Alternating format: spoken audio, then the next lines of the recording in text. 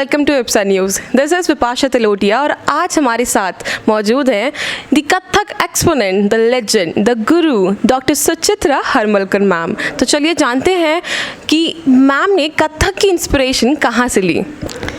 कथक मुझे बचपन से ही घुंघरुओं की आवाज़ बहुत अट्रैक्ट करती थी। मेरे फादर रीवा में पोस्टेड थे, मैं भी वहीं बचपन में मेरा बचपन बीता। तो एक म्यूज़िक स्कूल के सामने से जब भी निकलती थी तो मुझे घुंघरुओं की आवाज़ बहुत आकर्षित करती थी। तो तभी से मैंने अपने पिताजी से जिद की कि मुझे डांस सीखना है और उन्होंने मेरी ये जिद पूरी की। तो मैंने बचपन में 6 साल की उम्र से ही डांस सीखना शुरू कर दिया था। और एक इंस्पिरेशन और बताती हूँ कि मैयर में एक बहुत बड़ा प्रोग्राम होता है, वहाँ पर मैंने सितारा देवी जी का 3 घंटे का एक प्रोग्राम देखा था और उसको देखकर भी मैं बहुत इंस्पायर्ड हुई थी और तभी से मैंने भी निश्चित कर लिया था कि मुझे एक कथक नृत्यांगना बनना है। Very nice ma'am. जैसे कि आप जानती हैं कि फ़ीमेल्स को इतना आपके टाइम में तो और बाहर नहीं जाना, डांस नहीं करना, ये नहीं करना, तो उस टाइम उस चैलेंजेस को आपने कैसे फेस किया और कैसे ओवरकम किया? इसका सारा श्रेय मैं अपने फादर को देना चाहती हूँ, क्योंकि वो हमेशा से ही समझ लीजिए बहुत उदारवादी दृष्टिकोण के थे। उन्होंने ही मुझे नृत्य सीखने के लिए प्रेरित किया। और बिपाशा ये बताऊँ कि 81 की बात है जब मैंने चक्रधर नृत्य केंद्र ज्वाइन किया था गुरु शिष्य परंपरा में कथक सीखने के लिए। और मेरे पिताजी ने मुझे वहाँ पर भोपाल भेजा था, मैं अकेले हॉस्टल में रहकर सीखती थी। तो उस समय मैं बहुत अच्छी स्टूडेंट थी, मुझे 5th में 8th बोर्ड की स्कॉलरशिप मिली थी, मुझे स्पोर्ट्स की स्कॉलरशिप मिली थी।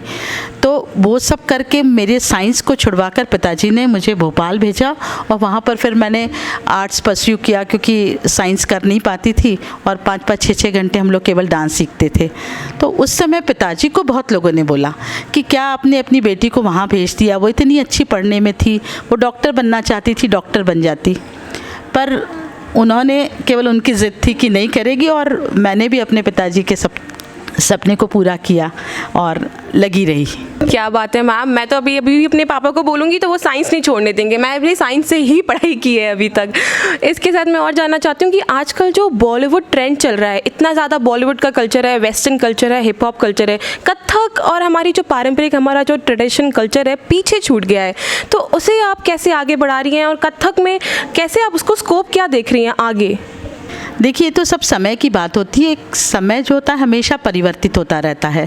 समय का चक्र जैसे जैसे घूमता है वैसे वैसे चीज़ें आती हैं और वो चली भी जाती हैं।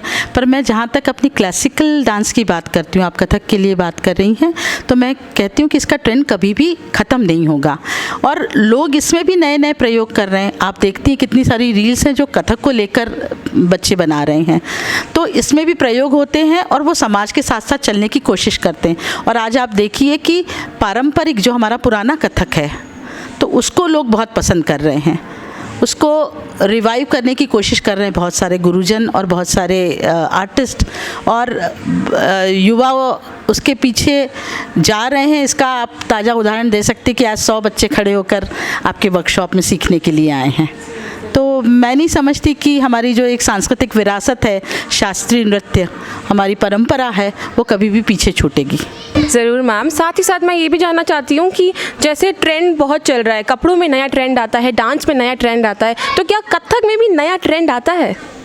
बिल्कुल। आजकल बच्चे 2-2 मिनट की रील बनाकर डाल रहे हैं। कथक के मूवमेंट्स में बहुत सारा प्रयोग हो रहा है, कथक के कोरियोग्राफी में बहुत चेंजेस आ रहे हैं। कहते हैं कि जो भी क्लासिकल डांस फॉर्म्स है सब सोलो परफॉर्मिंग आर्ट हैं, परंतु आजकल कोरियोग्राफी देखिए नई नई बन रही हैं। और जो मैंने बताया कि मूवमेंट्स में जो हैं वो बहुत ज़्यादा चेंजेस आ रहे हैं और लोग फास्ट मूवमेंट कर रहे हैं। जो जिस तरह से बॉलीवुड में या इसमें ट्रेंड चल रहा है उसी को कथक में भी दिखाने की कोशिश करते हैं, तो यूथ को वो पसंद आ रहा है।